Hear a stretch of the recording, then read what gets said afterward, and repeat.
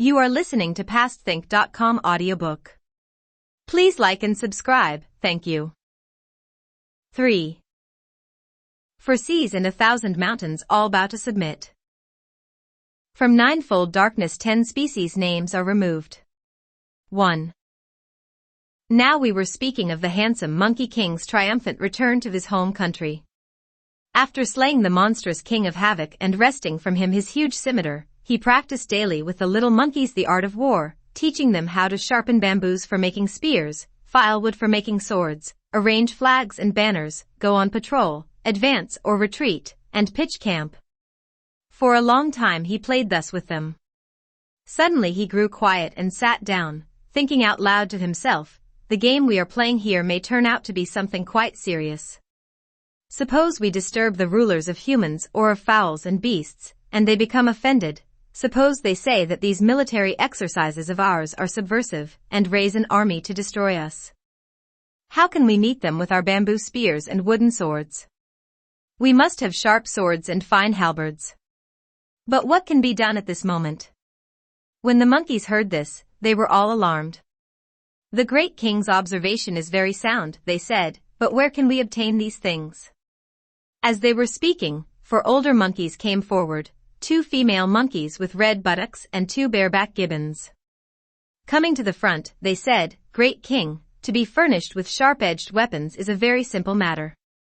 How is it simple? Asked Wu Cheng'en. The 4 monkeys replied, East of our mountain, across 200 miles of water, is the boundary of the Ally country. In that country there is a king who has numberless men and soldiers in his city, and there are bound to be all kinds of metal works there. If the great king goes there, he can either buy weapons or have them made. Then you can teach us how to use them for the protection of our mountain, and this will be the stratagem for assuring ourselves of perpetuity. When Wu Cheng'en heard this, he was filled with delight.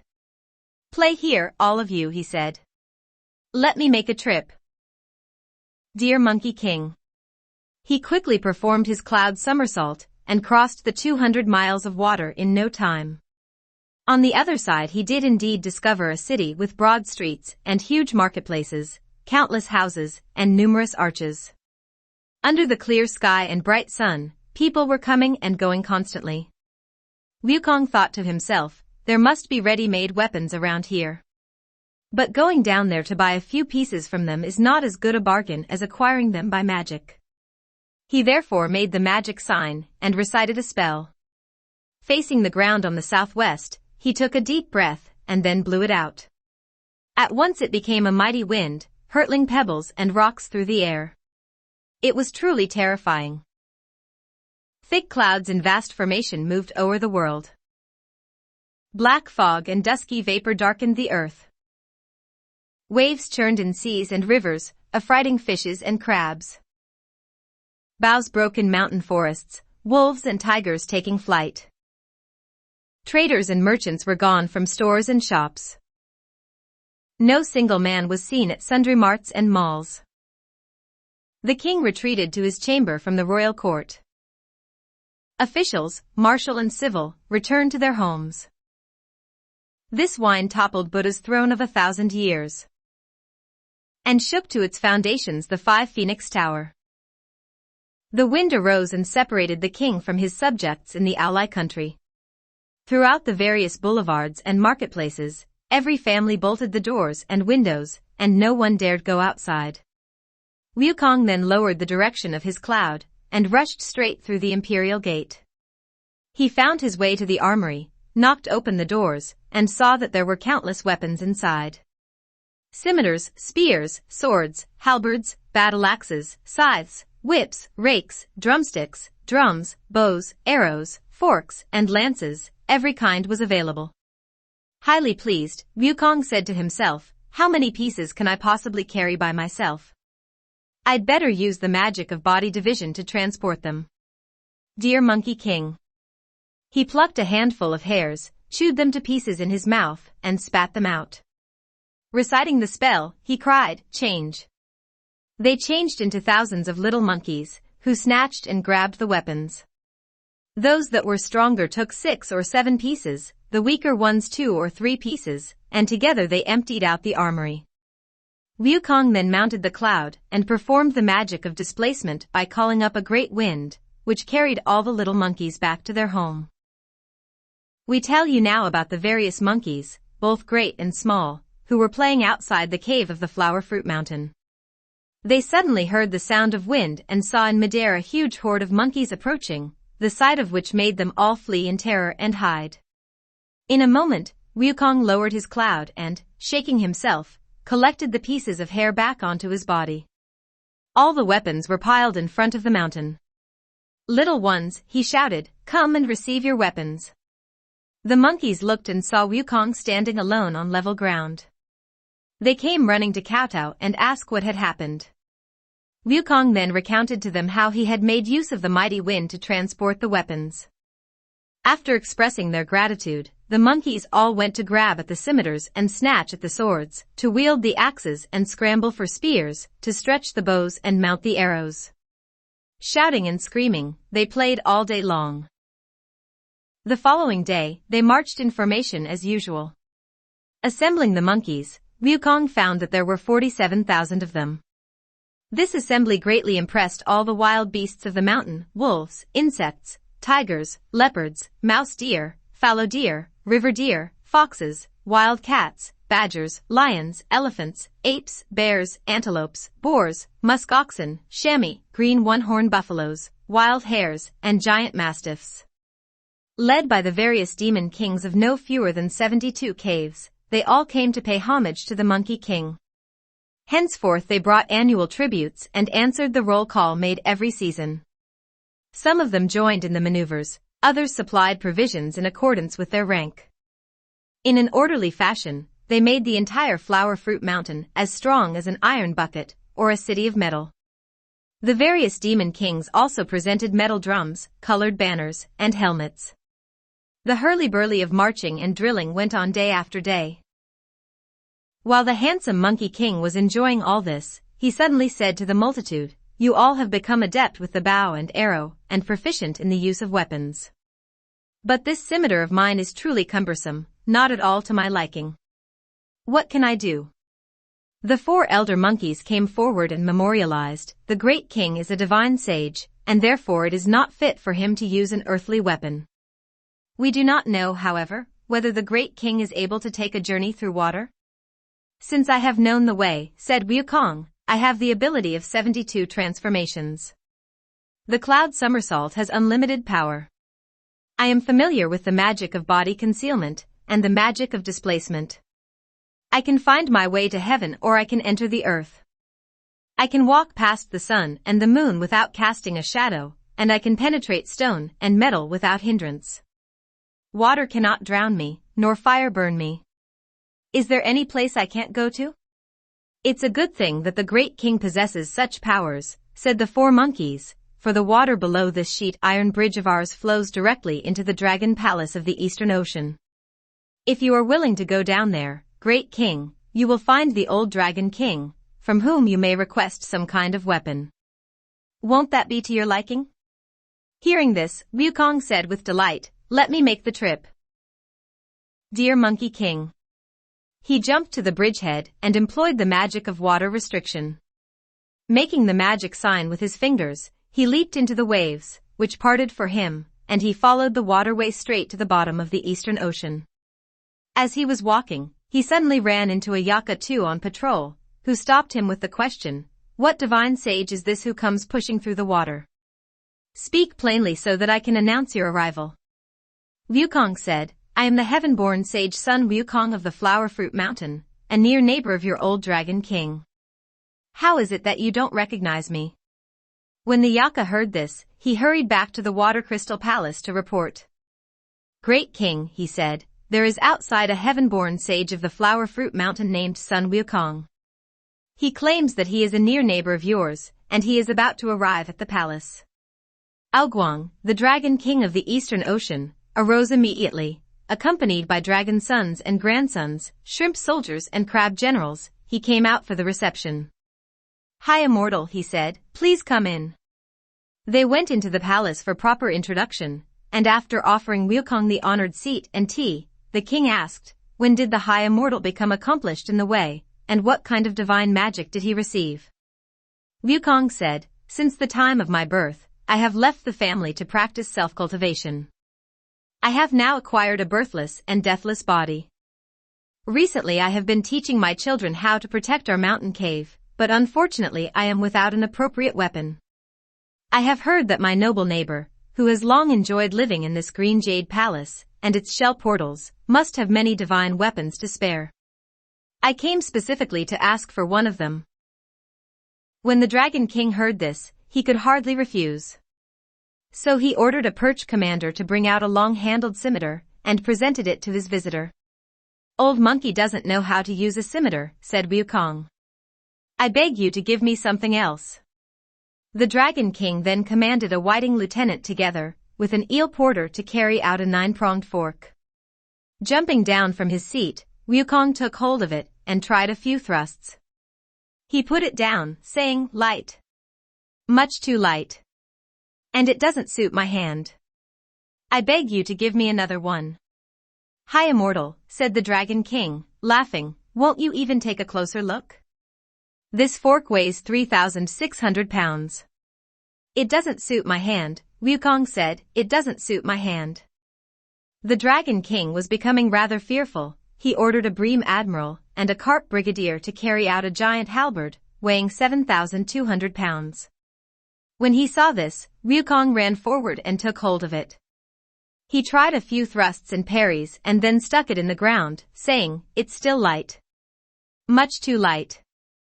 The old Dragon King was completely unnerved. "Hi, immortal," he said, "there's no weapon in my palace heavier than this halberd." Laughing, Wukong said, as the old saying goes, who worries about the Dragon King's lacking treasures? "Go and look some more, and if you find something I like, I'll offer you a good price." "There really aren't any more here," said the Dragon King. As they were speaking, the Dragon Mother and her daughter slipped out and said, "Great King, we can see that this is definitely not a sage with meager abilities. Inside our ocean treasury is that piece of rare magic iron by which the depth of the heavenly river 3 is fixed.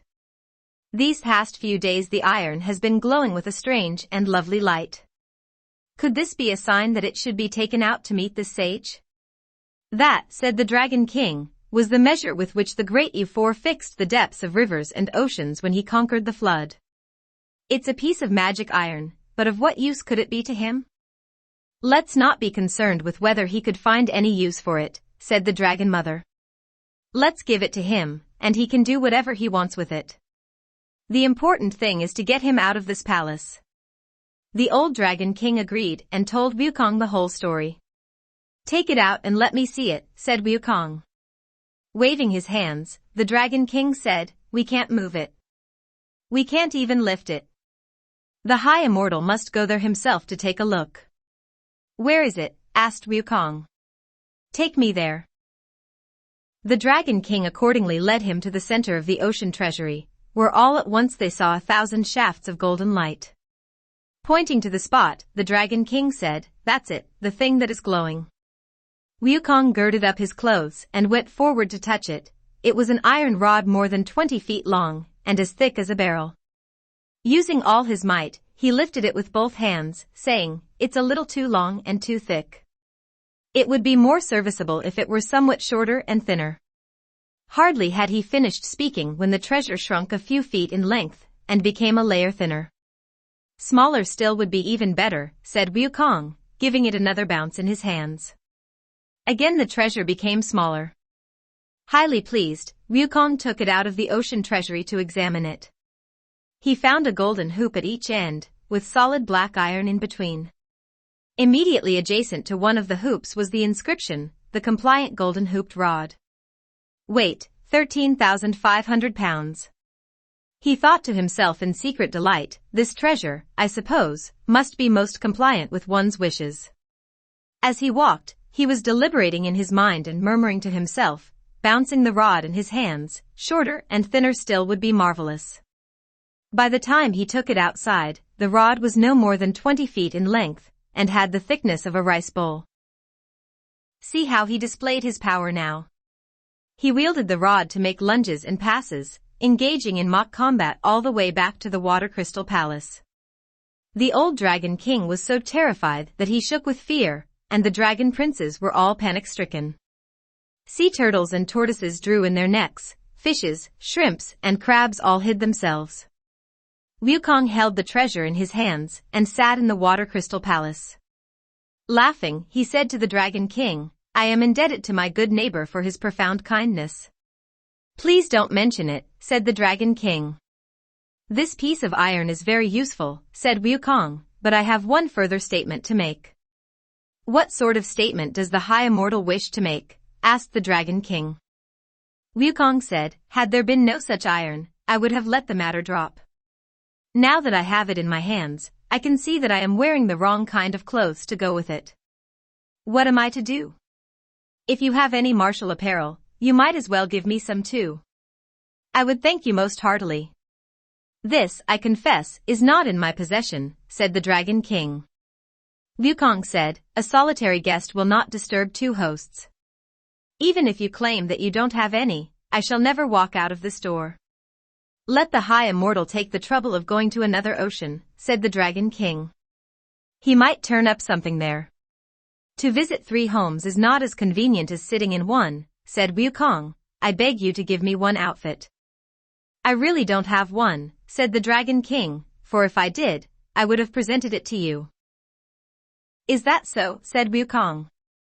"Let me try the iron on you." "High Immortal," the Dragon King said nervously, "don't ever raise your hand. Don't ever raise your hand. Let me see whether my brothers have any, and will try to give you one." "Where are your honored brothers?" asked Wukong. "They are," said the Dragon King, "Ao-Chin, Dragon King of the Southern Ocean, Ao-Shuan, Dragon King of the Northern Ocean, and Aurwen, Dragon King of the Western Ocean." "Old Monkey is not going to their places," said Wukong. "For as the common saying goes, 3 in bond can't compete with 2 in hand. I'm merely requesting that you find something casual here, and give it to me. That's all. There's no need for the High Immortal to go anywhere," said the Dragon King. "I have in my palace an iron drum and a golden bell. Whenever there is any emergency, we beat the drum and strike the bell, and my brothers are here shortly." "In that case," said Wukong, "go beat the drum and strike the bell." The Turtle General went at once to strike the bell, while the Tortoise Marshal came to beat the drum. Soon after the drum and the bell had sounded, the Dragon Kings of the 3 oceans got the message, and arrived promptly, all congregating in the outer courtyard. "Elder brother," said Ao-Chin, "what emergency made you beat the drum and strike the bell?" "Good brother," answered the old dragon, "it's a long story. We have here a certain heaven-born sage from the Flower Fruit Mountain, who came here and claimed to be my near neighbor. He subsequently demanded a weapon. The steel fork I presented he deemed too small, and the halberd I offered too light. Finally he himself took that piece of rare, divine iron by which the depth of the heavenly river was fixed, and used it for mock combat. He is now sitting in the palace, and also demanding some sort of battle dress. We have none of that here. So we sounded the drum and the bell to invite you all to come. If you happen to have some such outfit, please give it to him so that I can send him out of this door." When Ao-Chin heard this, he was outraged. "Let us brothers call our army together," he said, "and arrest him." "What's wrong with that?" "Don't talk about arresting him," the old dragon said, "don't talk about arresting him. That piece of iron, a small stroke with it is deadly, and a light tap is fatal. The slightest touch will crack the skin, and a small rap will injure the muscles." Aurwen, the Dragon King of the Western Ocean, said, "Second elder brother should not raise his hand against him. Let us rather assemble an outfit for him, and get him out of this place. We can then present a formal complaint to heaven, and heaven will send its own punishment." "You are right," said Ao-Shuan, the Dragon King of the Northern Ocean. "I have here a pair of cloud-treading shoes the color of lotus root." Aurwen, the Dragon King of the Western Ocean said, "I brought along a cuirass of chainmail made of yellow gold. And I have a cap with erect phoenix plumes, made of red gold," said Ao-Chin, the Dragon King of the Southern Ocean. The old Dragon King was delighted and brought them into the Water Crystal Palace to present the gifts. Wukong duly put on the gold cap, the gold cuirass, and cloud-treading shoes, and, wielding his compliant rod, he fought his way out in mock combat, yelling to the dragons, "Sorry to have bothered you." The dragon kings of the 4 oceans were outraged, and they consulted together about filing a formal complaint, of which we make no mention here. Look at that monkey king. He opened up the waterway, and went straight back to the head of the sheet iron bridge. The 4 old monkeys were leading the other monkeys and waiting beside the bridge. They suddenly beheld Wu Cheng'en leaping out of the waves. There was not a drop of water on his body as he walked onto the bridge, all radiant and golden. The various monkeys were so astonished that they all knelt down, crying, "Great king, what marvels! What marvels!" Beaming broadly, Wu Cheng'en ascended his high throne, and set up the iron rod right in the center. Not knowing any better, the monkeys all came and tried to pick the treasure up. It was rather like a dragonfly attempting to shake an ironwood tree. They could not budge it an inch. Biting their fingers and sticking out their tongues, every one of them said, "Oh father, it's so heavy. How did you ever manage to bring it here?" Wu Cheng'en walked up to the rod, stretched forth his hands, and picked it up. Laughing, he said to them, "Everything has its owner. This treasure has presided in the ocean treasury for who knows how many thousands of years, and it just happened to glow recently." The Dragon King only recognized it as a piece of black iron, though it is also said to be the divine rarity, which fixed the bottom of the heavenly river. All those fellows together could not lift or move it, and they asked me to take it myself. At first, this treasure was more than 20 feet long, and as thick as a barrel. After I struck it once and expressed my feeling that it was too large, it grew smaller. I wanted it smaller still, and again it grew smaller. For a third time I commanded it, and it grew smaller still. When I looked at it in the light, it had on it the inscription, "The compliant golden hooped rod." Weight, 13,500 pounds. Stand aside, all of you.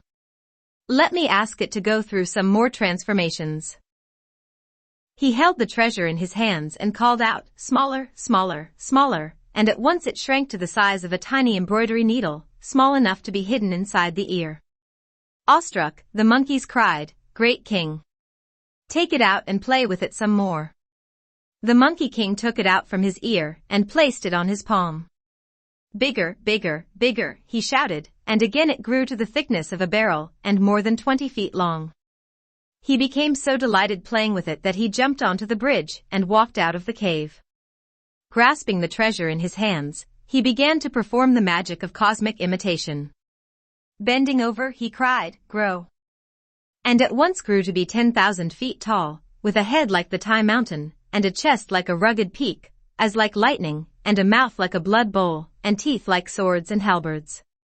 The rod in his hands was of such a size that its top reached the 33rd heaven, and its bottom the 18th layer of hell. Tigers, leopards, wolves, and crawling creatures, all the monsters of the mountain, and the demon kings of the 72 caves, were so terrified that they kowtowed and paid homage to the Monkey King in fear and trembling. Presently he revoked his magical appearance and changed the treasure back into a tiny embroidery needle stored in his ear. He returned to the cave dwelling, but the demon kings of the various caves were still frightened, and they continued to come to pay their respects. At this time, the banners were unfurled, the drums sounded, and the brass gongs struck loudly. A great banquet of 100 delicacies was given, and the cups were filled to overflowing with the fruit of the vines and the juices of the coconut. They drank and feasted for a long time, and they engaged in military exercises as before. The Monkey King made the 4 old monkeys mighty commanders of his troops by appointing the 2 female monkeys with red buttocks as marshals Ma and Lu, and the 2 bareback gibbons as generals Bang and Ba. The 4 mighty commanders, moreover, were entrusted with all matters concerning fortification, pitching camps, reward, and punishment. Having settled all this, the Monkey King felt completely at ease to soar on the clouds, and ride the mist, to tour the 4 seas and disport himself in 1,000 mountains. Displaying his martial skill, he made extensive visits to various heroes and warriors. Performing his magic, he made many good friends. At this time, moreover, he entered into fraternal alliance with 6 other monarchs, the Bull Monster King, the Dragon Monster King, the Garuda Monster King, the Giant Lynx King, the Macaque King, and the Orangutan King. Together with the handsome Monkey King, they formed a fraternal order of 7. Day after day they discussed civil and military arts, exchanged wine cups and goblets, sang and danced to songs and strings. They gathered in the morning and parted in the evening. There was not a single pleasure that they overlooked, covering a distance of 10,000 miles as if it were but the span of their own courtyard. As the saying has it, one nod of the head goes farther than 3,000 miles. One twist of the torso covers more than 800. One day, the 4 mighty commanders had been told to prepare a great banquet in their own cave, and the 6 kings were invited to the feast. They killed cows and slaughtered horses, they sacrificed to heaven and earth. The various imps were ordered to dance and sing, and they all drank until they were thoroughly drunk. After sending the 6 kings off, Wukong also rewarded the leaders great and small with gifts. Reclining in the shade of pine trees near the sheet iron bridge, he fell asleep in a moment. The 4 mighty commanders led the crowd to form a protective circle around him, not daring to raise their voices. In his sleep the handsome Monkey King saw 2 men approach, with a summons with the 3 characters Sun Wukong written on it. They walked up to him and, without a word, tied him up with a rope and dragged him off. The soul of the handsome Monkey King was reeling from side to side. They reached the edge of a city. The Monkey King was gradually coming to himself, when he lifted up his head and suddenly saw above the city an iron sign bearing in large letters the 3 words Region of Darkness. The handsome Monkey King at once became fully conscious. The Region of Darkness is the abode of Yama, King of Death, he said. Why am I here? Your age in the world of life has come to an end, the 2 men said. The 2 of us were given this summons to arrest you. When the Monkey King heard this, he said, I, Old Monkey himself, have transcended the 3 regions and the 5 phases, 5 hence I am no longer under Yama's jurisdiction. Why is he so confused that he wants to arrest me? The 2 summoners paid scant attention. Yanking and pulling, they were determined to haul him inside. Growing angry, the Monkey King whipped out his treasure. One wave of it turned it into the thickness of a rice bowl. He raised his hands once, and the 2 summoners were reduced to hash. He untied the rope, freed his hands, and fought his way into the city, wielding the rod. Bull-headed demons hid in terror, and horse-faced demons fled in every direction. Their report alarmed the 10 kings of the underworld so much that they quickly straightened out their attire, and went out to see what was happening. Discovering a fierce and angry figure, they lined up according to their ranks and greeted him with loud voices. High Immortal, tell us your name. High Immortal, tell us your name. I am the heaven-born sage Sun Wukong from the Water Curtain Cave in the Flower Fruit Mountain, said the Monkey King. What kind of officials are you? We are the Emperors of Darkness, answered the 10 kings, bowing, the 10 kings of the underworld. Tell me each of your names at once, said Wukong, or I'll give you a drubbing. The 10 kings said, we are, King Qingwang, King of the Beginning River, King of the Song Emperor, King of Avenging Ministers, King Yama, King of Equal Ranks, King of the Tai Mountain, King of City Markets, King of the Complete Change, and King of the Turning Wheel. 6. Since you have all ascended the thrones of kingship, said Wukong, you should be intelligent beings, responsible in rewards and punishments. Why are you so ignorant of good and evil? Old Monkey has acquired the Tao and attained immortality. I enjoy the same age as heaven, and I have transcended the 3 regions, and leapt clear of the 5 phases. Why, then, did you send men to arrest me? High Immortal, said the 10 kings, let your anger subside. There are many people in this world with the same name and surname. Couldn't the summoners have made a mistake? Nonsense. Nonsense, said Wukong.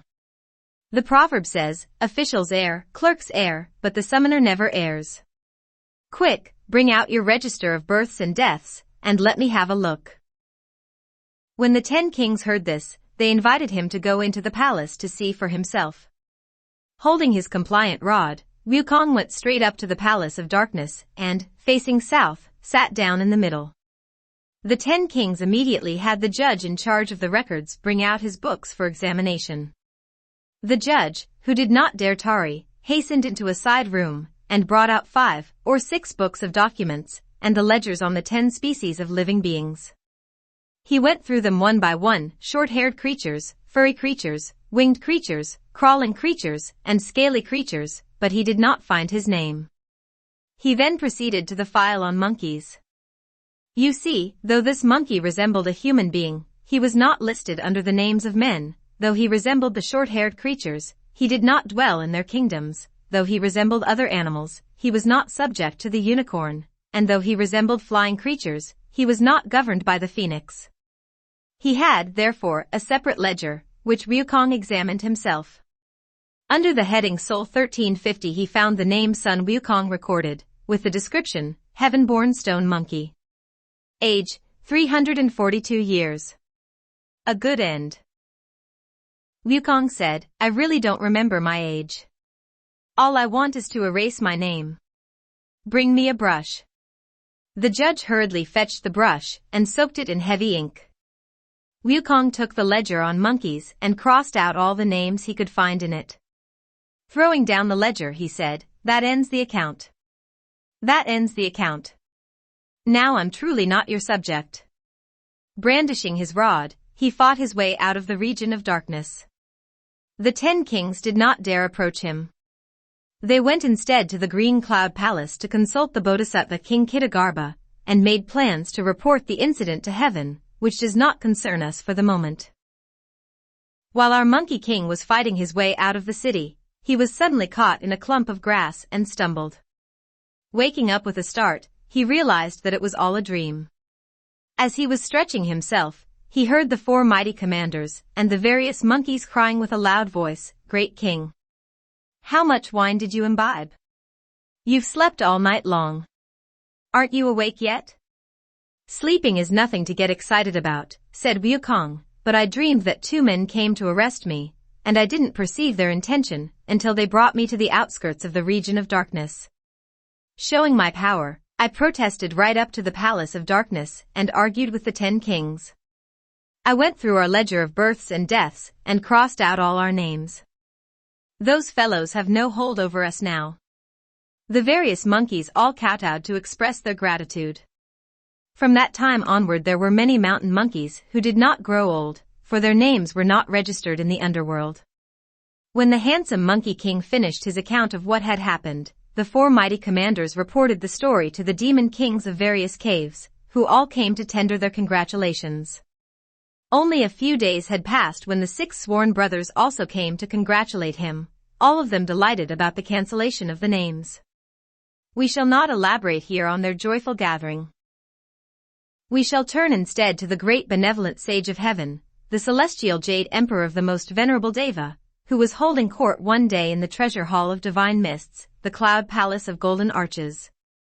The divine ministers, civil and military, were just gathering for the morning session when suddenly the Taoist immortal Qiu Hongji 7 announced, Your Majesty, outside the translucent palace, Aoguang, the dragon king of the Eastern Ocean, is awaiting your command to present a memorial to the throne. The Jade Emperor gave the order to have him brought forth, and Aoguang was led into the hall of divine mists. After he had paid his respects, a divine page boy in charge of documents received the memorial, and the Jade Emperor read it from the beginning. The memorial said, From the lowly water region of the Eastern Ocean at the East Purvavidaha continent, the small dragon subject, Aoguang, humbly informs the wise Lord of Heaven, the most eminent high god and ruler, that a bogus immortal, Sun Wu Cheng'en, born of the Flower Fruit Mountain and resident of the Water Curtain Cave, has recently abused your small dragon, gaining a seat in his water home by force. He demanded a weapon, employing power and intimidation. He asked for martial attire, unleashing violence and threats. He terrorized my water kinsmen and scattered turtles and tortoises. The dragon of the Southern Ocean trembled, the dragon of the Western Ocean was filled with horror, the dragon of the Northern Ocean drew back his head to surrender, and your subject Aoguang flexed his body to do obeisance. We presented him with the divine treasure of an iron rod and the gold cap with phoenix plumes, giving him also a chainmail cuirass and cloud-treading shoes. We sent him off courteously. But even then he was bent on displaying his martial prowess and magical powers, and all he could say to us was sorry to have bothered you. We are indeed no match for him, nor are we able to subdue him. Your subject therefore presents this petition, and humbly begs for imperial justice. We earnestly beseech you to dispatch the heavenly host and capture this monster, so that tranquility may be restored to the oceans and prosperity to the lower region. Thus we present this memorial. When the holy emperor had finished reading, he gave the command, "Let the dragon god return to the ocean. We shall send our generals to arrest the culprit." The old dragon king gratefully touched his forehead to the ground and left. From below the immortal elder Go, the celestial master, 8 also brought forth the report. Your Majesty, the Minister of Darkness, King Cheng'en, supported by the Bodhisattva King Kitagarbha, Pope of the Underworld, has arrived to present his memorial. The Jade Girl in charge of communication came from the side to receive this document, which the Jade Emperor also read from the beginning. The memorial said, "The region of darkness is the nether region proper to earth. As heaven is for gods and earth for ghosts, so life and death proceed in cyclic succession. Fowls are born and animals die, male and female, they multiply. Births and transformations, the male begotten of the procreative female, such is the order of nature, and it cannot be changed. But now appears Sun Wukong, a heaven-born baneful monkey from the water curtain cave in the flower fruit mountain, who practices evil and violence and resists our proper summons. Exercising magic powers, he utterly defeated the ghostly messengers of ninefold darkness. Exploiting brute force, he terrorized the 10 merciful kings. He caused great confusion in the palace of darkness. He abrogated by force the register of names, so that the category of monkeys is now beyond control, and inordinately long life is given to the simian family. The wheel of transmigration is stopped, for birth and death are eliminated in each kind of monkey. Your poor monk therefore risks offending your heavenly authority in presenting this memorial. We humbly beg you to send forth your divine army, and subdue this monster, to the end that life and death may once more be regulated, and the underworld rendered perpetually secure. Respectfully we present this memorial." When the Jade Emperor had finished reading, he again gave a command, "Let the Lord of Darkness return to the underworld. We shall send our generals to arrest this culprit." King Cheng'en also touched his head to the ground gratefully and left. The great heavenly Deva called together his various immortal subjects, both civil and military, and asked, "When was this baneful monkey born, and in which generation did he begin his career? How is it that he has become so powerfully accomplished in the way?" Scarcely had he finished speaking when, from the ranks, 1,000-mile eye and fair wind ear stepped forward. "This monkey," they said, "is the heaven-born stone monkey of 300 years ago. At that time he did not seem to amount to much, and we do not know where he acquired the knowledge of self-cultivation these last few years and became an immortal. Now he knows how to subdue dragons and tame tigers, 9, and thus he is able to annul by force the register of death. Which one of you divine generals," asked the Jade Emperor, "wishes to go down there to subdue him?" Scarcely had he finished speaking, when the long-life spirit of the planet Venus came forward from the ranks and prostrated himself. "Highest and holiest," he said, "within the 3 regions, all creatures endowed with the 9 apertures can, through exercise, become immortals. It is not surprising that this monkey, with a body nurtured by heaven and earth, a frame born of the sun and moon, should achieve immortality, seeing that his head points to heaven and his feet walk on earth, and that he feeds on the dew and the mist. Now that he has the power to subdue dragons and tame tigers, how is he different from a human being? Your subject therefore makes so bold as to ask your Majesty to remember the compassionate grace of creation, and issue a decree of pacification. Let him be summoned to the upper region, and given some kind of official duties. His name will be recorded in the register, and we can control him here. If he is receptive to the heavenly decree, he will be rewarded and promoted hereafter, but if he is disobedient to your command, we shall arrest him forthwith. Such an action will spare us a military expedition in the first place, and, in the second, permit us to receive into our midst another immortal in an orderly manner." The Jade Emperor was highly pleased with this statement, and he said, "We shall follow the counsel of our minister." He then ordered the Star Spirit of Songs and Letters to compose the decree, and delegated the Gold Star of Venus to be the Viceroy of Peace.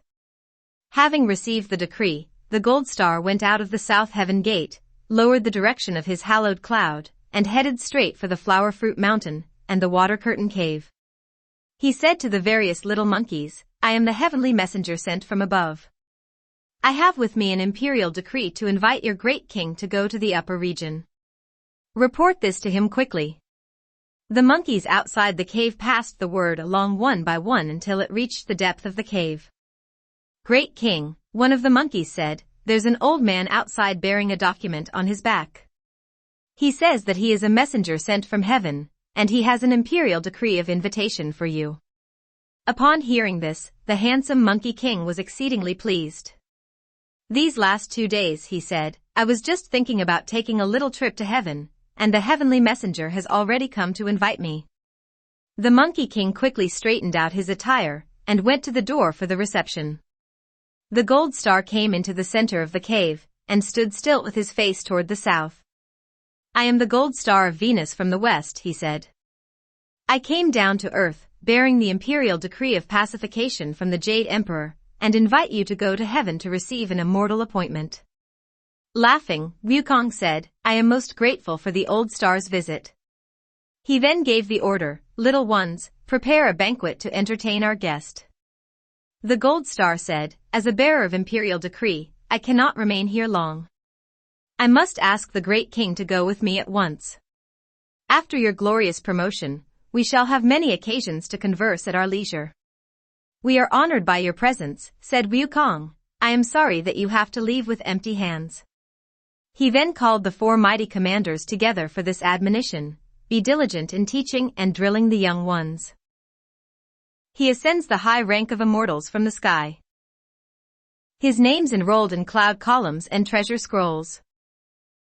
We do not know what sort of rank or appointment he received. Let's listen to the explanation in the next chapter. You are listening to PastThink.com audiobook. Please like and subscribe. Thank you.